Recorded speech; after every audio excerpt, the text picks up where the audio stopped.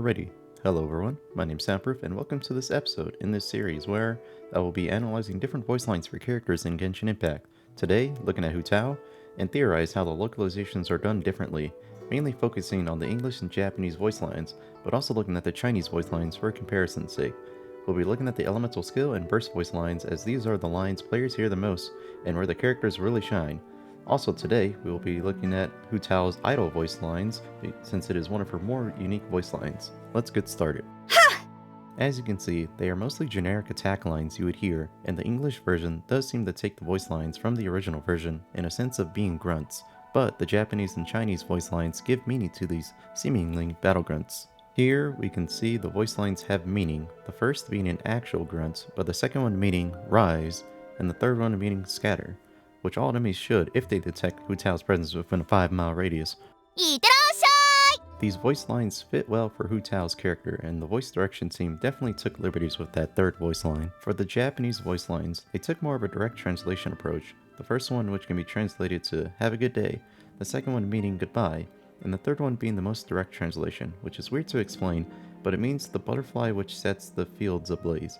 You can see that these voice lines represent Hu Tao's character more as a director of a funeral parlor and incorporates her butterflies as well.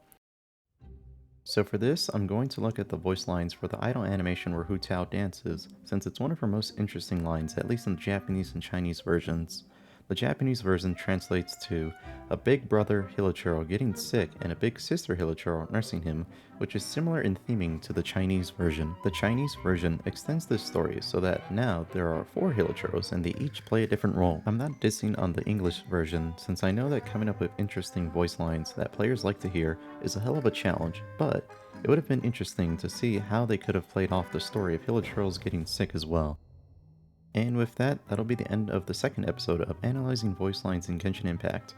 If you want me to do more of these videos or want to suggest a certain character to cover for the next episode, let me know by leaving a comment and let me know how I can improve this series.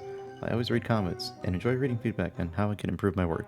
Also today, I will be streaming later. I'm going to be farming for Official, Kaza, and some other characters because I'm going to be getting a bunch of resin today from the Battle Pass.